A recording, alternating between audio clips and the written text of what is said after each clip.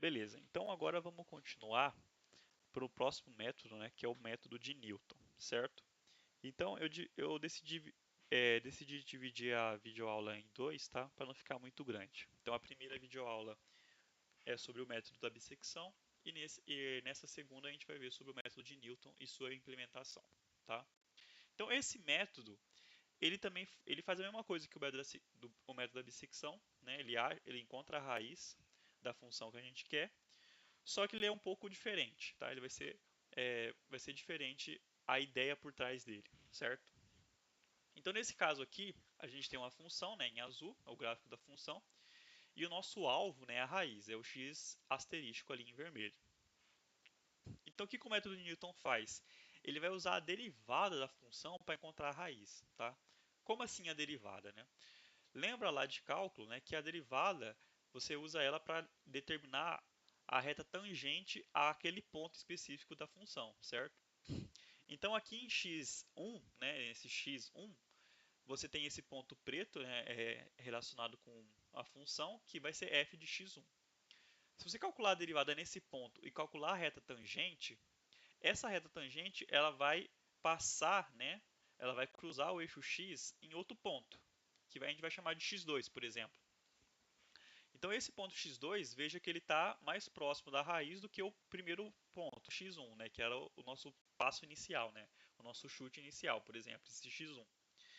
Aí beleza, aí você faz a mesma coisa em x2. Você calcula a função no ponto x2, né, que é f de x2, e calcula de novo a reta tangente nesse ponto, certo? A reta tangente nesse ponto, ela vai bater no x, né, em x igual a zero, em outro ponto, que a gente vai chamar de x3. E aqui em x3 a gente repete o processo, de forma que é, em algum momento a gente vai estar tão próximo da raiz, né, que esse ponto em que a reta tangente bater no x vai ser a nossa raiz, né, ou bem próximo dessa raiz, tá? Na prática, né, em questão de contas, o que a gente está fazendo? A reta tangente é dada por essa equação aqui, ó, y menos f aplicada em P0 igual a f' em P0 vezes x menos P0. Né? Essa é a equação da reta tangente. Como a gente quer que ela cruze o eixo x, a gente quer isso em y igual a zero. Então vai ficar 0 menos f de P0 igual a f' de P0 vezes P1 menos P0, certo? Então, isolando P1, né, que seria o ponto x, né, o valor de x em que a reta cruzou o eixo x, né, no caso posterior, vai ficar isso daqui. P1 é igual a P0, que é o nosso passo inicial, menos f de P0 sobre f' de P0, né? Ou seja, a função aplicada naquele ponto sobre a derivada da função naquele ponto, certo? Então, passando para uma forma iterativa, né? Ou seja, para uma fórmula que a gente vai conseguir repetir diversas vezes, o P de n mais 1, ou seja, o próximo P, ele vai ser o P anterior, né, o Pn, menos essa razão da função aplicada no ponto sobre a sua derivada aplicada naquele mesmo ponto, tá? Então esse processo a gente vai repetir até que a diferença, né, ou seja, a diferença entre esse e o Pn, né, o Pn mais 1 e o Pn, seja menor que a tolerância, certo? Ou seja, quando esses dois caras, né, esses dois P forem confundíveis entre si, né, forem tão próximos um do outro que o erro é menor do que a tolerância, a gente vai parar o método, tá? Então veja que é totalmente diferente do método da bissecção, tá? A gente não precisa de um intervalo para começar ele. A gente não precisa, né, de um intervalo para começar ele. A gente só precisa de um valor inicial, certo? Então, beleza. O que a gente vai fazer então? A gente vai implementar isso em Python, né? Vamos fazer a mesma coisa que a gente fez em Python.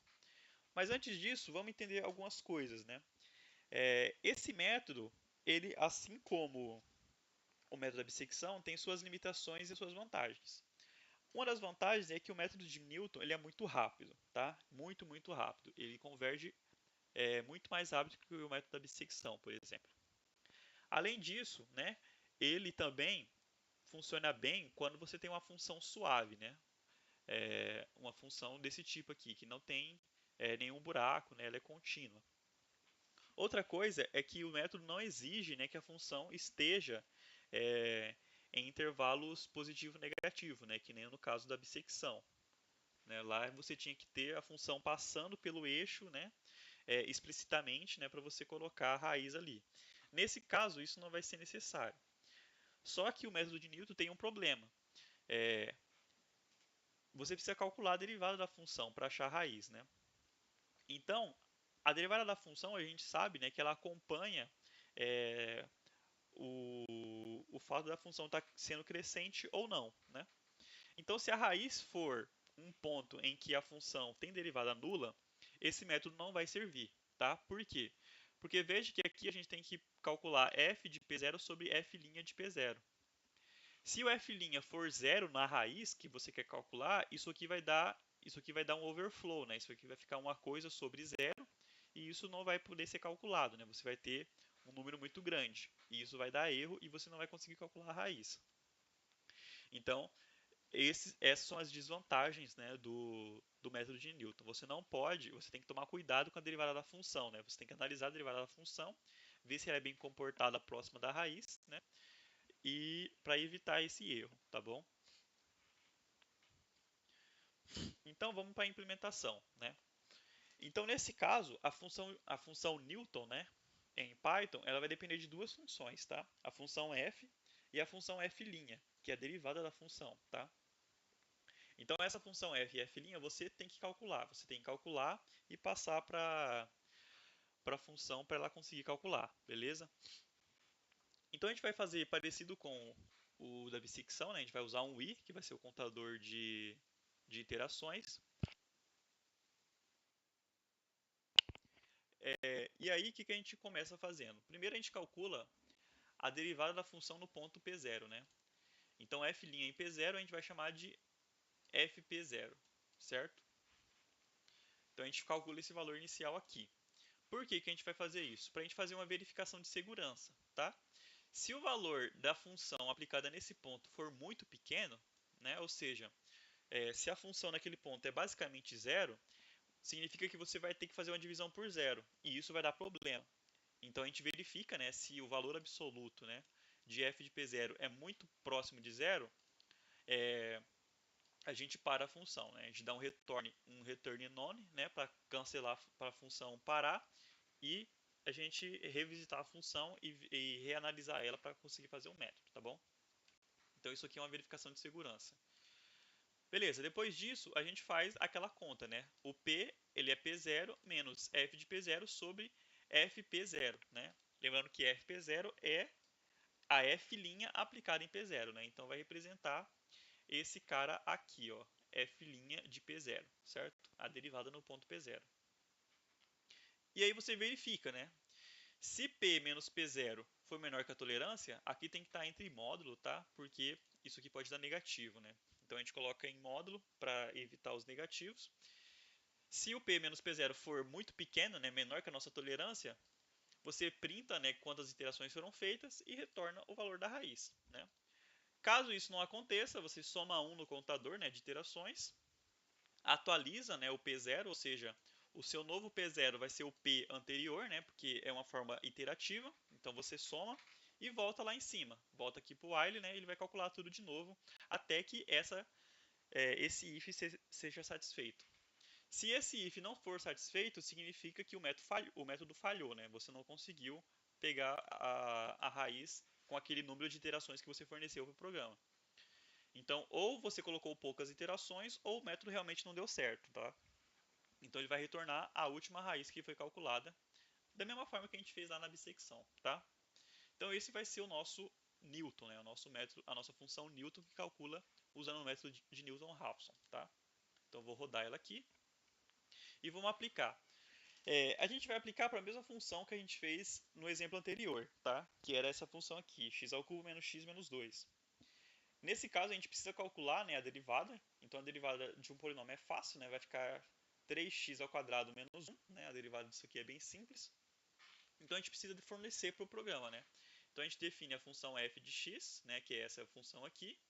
E define também a função f', né, que é a derivada da função. Tá? Então, eu deixei assim, f'.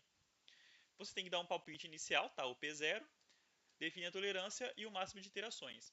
Então, tá vendo que a tolerância e o máximo de iterações é o mesmo do caso anterior, tá? Da bissecção. porque a gente quer fazer uma comparação entre os dois métodos, tá? Para ver qual que foi mais rápido e etc.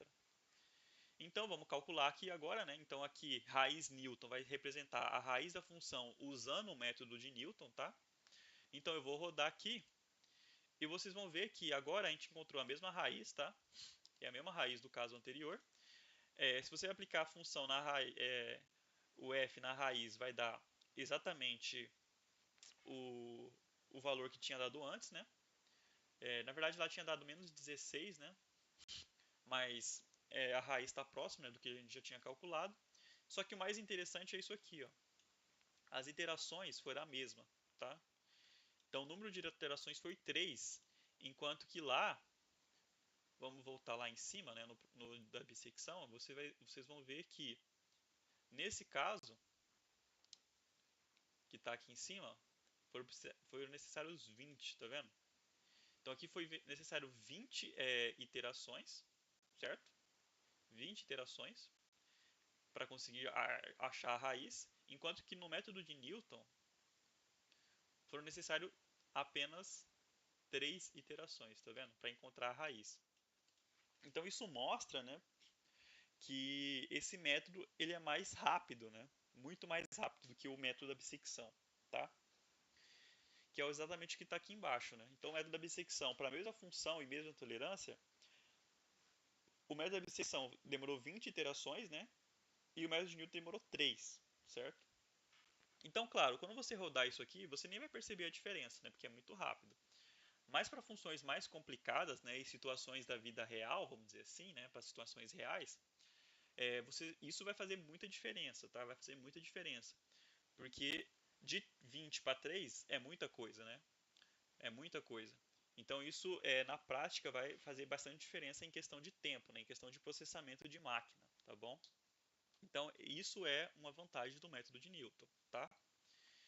É, Então essa é basicamente a diferença entre os dois, tá? E esse é o método de Newton, né? Veja que ele também não é difícil de implementar, tá? A gente conseguiu fazer aqui bem rapidinho. Então, o que vai definir se você vai usar ou um ou outro depende da função, tá? Depende da função, né? Então, por isso que é interessante a gente sempre fazer o gráfico da função, né? Para ver qual método é mais cabível de usar. Mas no fim das contas é mais uma questão de você saber, né, a vantagem de cada um e, se possível, né, testar os dois para você ter uma dupla confirmação, né, daquela raiz que você está procurando, certo?